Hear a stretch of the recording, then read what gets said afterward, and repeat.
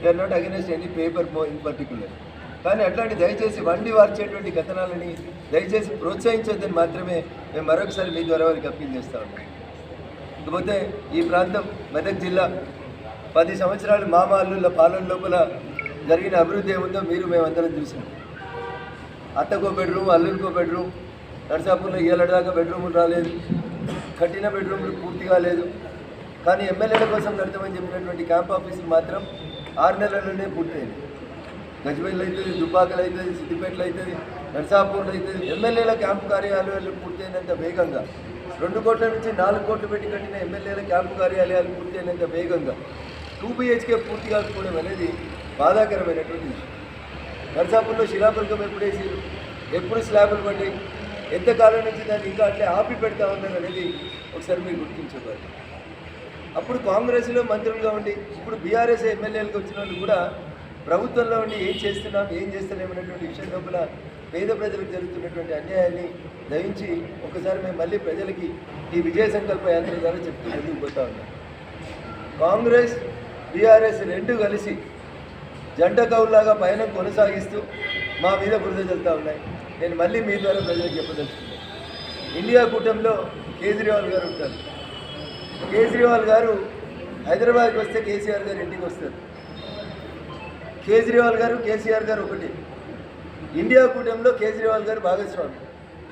మరి కేజ్రీవాల్ కేసీఆర్కు మిత్రుడు అయినప్పుడు కేసీఆర్ గారు కూడా ఇండియా కూటమిలో పోతున్నారా పోతలేరా?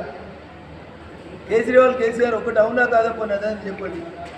కొన్ని రాజకీయంగా ఒకటి కాకపోతే వ్యాపార సంబంధాలు అయితే దృఢపడ్డాయి కదా, బాగా పటిష్టంగా బంధాలను ఏర్పరచుకున్నారు కదా. ఢిల్లీ హైదరాబాద్ మధ్యలో మంచి మంచి వ్యాపారాలు చేస్తున్నారు.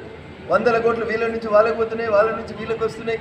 ఇది కూడా మేము చెప్తలేం సుమా, మా మీడియా మిత్రులు రాసిన కథనాలనే మేము ముందు ఉంచుతూ ఉన్నాం.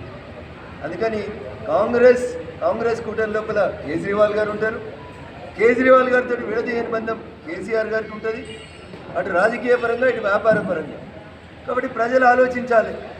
ఎంతసేపు మా మీద బురద జల్లి వాళ్ళు లబ్ధి పొందాలని అనుకుంటున్నారు తప్ప ఎక్కడ కూడా భారతీయ జనతా పార్టీ బీఆర్ఎస్తో కలిసి పోటీ చేసేటువంటి ఆలోచన కానీ అట్లాంటి పద్ధతులు కానీ లేవు. మేము తూర్పు అయితే వాళ్ళు పడమర, మేము ఉత్తరం అయితే వాళ్ళు దక్షిణం. ఈ రెండింటి మధ్యన పొత్తు అనేది కుదరదనేది దయచేసి తెలంగాణలో ఉన్నటువంటి పౌరులందరూ కూడా ఆలోచించమని చెప్పి విజ్ఞప్తి చేస్తూ, కాంగ్రెస్ మా మీద ఎంత బురద జల్లాలని చూసినా ప్రజల్ని మేము ఆలోచించమని అప్పీల్ చేస్తూ ఉన్నాం. కాంగ్రెస్ తను ఇచ్చినటువంటి హామీల నుంచి ప్రజల అటెన్షన్ డైవర్షన్ చేయడానికి ఇదో కొత్త టాక్టిక్స్ పెట్టి మళ్ళీ బీజేపీ బీఆర్ఎస్ ఒకటి అనేటువంటి ఈ కొత్త కథను స్టార్ట్ చేస్తూ ఉన్నాయి తప్ప ఇందులో ఇంకొకటి లేదు. కాబట్టి విఘ్నులైనటువంటి తెలంగాణ సమాజం, తెలంగాణ ప్రజలు ఆలోచించాలని ఈ సందర్భంగా తెలియజేస్తూ 17కు 17 స్థానాలు భారతీయ జనతా పార్టీ మా రాష్ట్ర కేంద్ర శాఖలు చెప్పినట్టు ఒంటరిగానే పోటీ చేస్తుంది, ఒంటరిగానే ఉంటుంది తప్ప పొరపాటున కూడా భారత రాష్ట్ర సమితి అనేటువంటి పార్టీతోటి మాకు ఎట్లాంటి సంబంధాలు ఉండవని మరొకసారి ఈ నర్సాపూర్ నుంచి మీ ద్వారా తెలంగాణ సమాజానికి అప్పీల్ చేస్తాం.